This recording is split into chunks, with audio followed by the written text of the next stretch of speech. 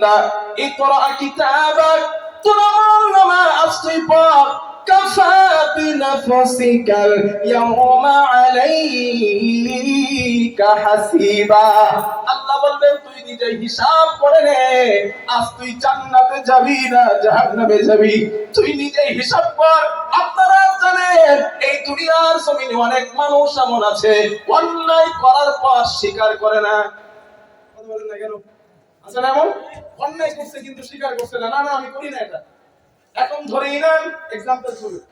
কিয়ামতের দিন একজন অপরাধীর সামনে যখন ক্যামেরা ওপেন করা হবে, ওই বান্দা যদি বলেন আল্লাহ এই ক্যামেরার মধ্যে রেকর্ড হয়েছে অমুক দিন আমি চুরি করেছিলাম রাতের বেলা, না আল্লাহ আমি চুরি করি নাই, আপনার ক্যামেরা হ্যাং করছিল, ভুলভাল উঠে গেছে।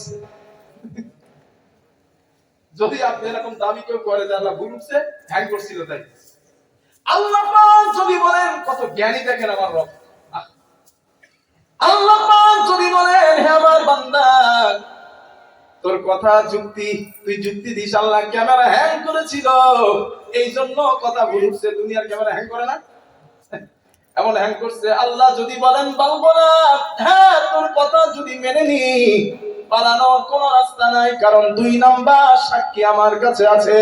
ওয়া ইন্না আলাইকুম লাহাফিযিন কিরামান কাতিবিন ইয়ালামুনা মা তাফআলুন। জোরে বলেন আল্লাহু আকবার। আল্লাহ পাক বলেন হে আমার বান্দারে, আমি তোদের নিকটে 2 জন সম্মানিত লেখক। নাম কি? কে বলছে আপনাদের কিরমান কাতিবিন নাম? হ্যাঁ কে শিখাইছে আপনাদের? না না না, কিরমান কাতিবিনদের নাম না, কিরমান মানে সম্মানিত, কাতিবিন মানে লেখক। সম্মানিত লেখক কারো নাম হয় নাকি? এই ফেরেশতাদের নাম কি? আল্লাহু আ'লাম, রব ভালো জানেন। ঠিক তো হুজুর? আমি কোথাও পাই নাই হাদিসে এই 2 জন ফেরেশতার নাম কি, আমি কোথাও পাই নাই। তবে কিরমান কাতিবিন এই শব্দের অর্থ সম্মানিত 2 জন লেখক। কথা বুঝে আসছে আমার?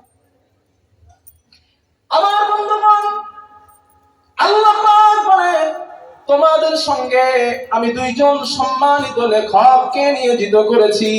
কিয়ামতের দিন আল্লাহ ডাকবেন এদিকে আসো, বান্দার আমলনামাটা খুলে দেখাও। আল্লাহ তাআলা বলেন ওই কিতাবের মধ্যে যেটা লেখা ক্যামেরার মধ্যেও সেটা আছে। এখন আপনি যদি বলেন ও আমাদের মালিক, যেই সময় রাতের বেলা ফেরেশতারা আমার মিথ্যা কথা বলার কথাটা লিখেছে, ওই সময় আমি মিথ্যা বলি নাই, আপনার ফেরেশতারা ঘুমাইছিল, ঘুমের মধ্যে ছিল, ওই জন্য ভুল লিখেছে। আমার রব কত জ্ঞানী।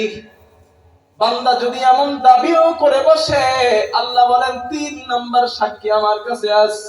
ইয়ালামু খাইনাতাল আয়ুন ওয়া মা তুখফিস সুদূর। আল্লাহ পাক বলেন আমার বান্দারা, আমি রব কি তোদের বলি নাই? আমি আল্লাহ কি তোদের বলে দিই নাই? তোরা তোদের অন্তঃকরণকে নিয়ে, মনের মধ্যে কাকে নিয়ে ভাবো, কাকে নিয়ে তুমি চিন্তা করো, গবেষণা করো, বান্দা দুনিয়ার কেউ জানতে পারে না, দুনিয়ার কেউ দেখতে পায় না। তুমি তোমার সানগ্লাসের ভিতর দিয়া দুনিয়ার কার দিকে তাকাও, দুনিয়ার কেউ দেখতে পায় না। আল্লাহ বলেন আমি রব সবগুলা জানতে পারি এবং সবগুলা দেখতে পাই। ও বান্দারে, আমি তো সেই রব, আমি কি তোদের বলে দিই নাই বান্দা এটা করবি না? আমি আল্লাহ তাআলা কিন্তু জানি। সূরা ইয়াসিনের মধ্যে আল্লাহ পাক মানুষের বিরুদ্ধে 4 নাম্বার সাক্ষীকে দাঁড় করাবেন। আল্লাহ তাআলা কিয়ামতের দিন জবানকে বলবেন জবান বন্ধ হয়ে যাক, হাত কথা বল, পা কথা বল, চক্ষু কথা বল, কান কথা বল। কিয়ামতের দিন যে হাত আপনার এবং আমার, এই হাত আপনার আর আমার বিরুদ্ধে হাসরের দিন সাক্ষী দেয় হয়ে দাঁড়াবে। এই পা হয় পক্ষে না হয় বিপক্ষে দাঁড়াবে। এই চক্ষু পক্ষে না হয় বিপক্ষে দাঁড়াবে, এই কান হয় আমাদের পক্ষে না হলে বিপক্ষে দাঁড়াবে। মানুষের জবান বন্ধ, হাত বলবেন আল্লাহ আপনার বান্দা মিথ্যা কথা বলে, দুনিয়ার জমিনে আমাকে দিয়া সুদের টাকা গোনাছে, আমি হাত আর সাক্ষী দিলাম। হুজুর সাক্ষী সভাপতি সাহেব আলেম আছেন, যোগ্য আলিম। আল্লাহ বলছেন তোমার হাত বলবে আল্লাহ বান্দা মিথ্যা কথা বলে, আমারে দিয়া অন্যায় কাজ হারাম কাজ করিয়েছিল। চক্ষু বলবেন আল্লাহ তোমার বান্দা যে মিথ্যা বলে, আমি চক্ষু সাক্ষী দিলাম আমাকে দিয়ে হারাম জিনিসকে দিকে তাকায়াছিল। আল্লাহ পা বলবেন আমাকে নিয়ে হারাম কাজের দিকে অগ্রসর হয়েছিল। নবীজি বলেন কিয়ামতের দিন এই জমিন বান্দার বিরুদ্ধে দাঁড়ায় যাবে। জমিন বলবেন আল্লাহ তোমার গোলাম তোমার বান্দা আমার উপর দিয়ে চলে চলে গুনাহ কাজ করেছিল, আমি জমিন তার বিরুদ্ধে সাক্ষী হয়ে গেলাম। এবার আমি আপনাদের বিবেকের কাছে প্রশ্ন করি, আপনারা আমাকে বলেন হাত যদি আপনার বিরুদ্ধে সাক্ষী দেয়, কান যদি আপনার বিরুদ্ধে সাক্ষী দেয়, চক্ষু যদি আপনার বিরুদ্ধে সাক্ষী দেয়, পা যদি আপনার বিরুদ্ধে সাক্ষী দেয়, এই সাক্ষীকে মিথ্যা প্রমাণিত করবেন কিভাবে? বলেন আমাদের। কারণ আমি যেখানে আমার হাতটাও সেখানে, আমি যেখানে আমার পাটাও সেখানে, আমি যেখানে আমার চক্ষুটাও সেখানে, সুতরাং যাবার কোনো জায়গা নাই, বাঁচার কোনো জায়গা নাই। আল্লাহ তাআলা বলবেন গোলাম আজ তো তুমি ধরা পড়ে গিয়েছো, কারণ আমি রব তো এটাও বলে দিয়েছিলাম ফামান ইয়ামাল মিসকাল যাররাতিন খায়রান ইয়ারা ওয়া মান ইয়ামাল মিসকাল যাররাতিন শাররান ইয়ারা।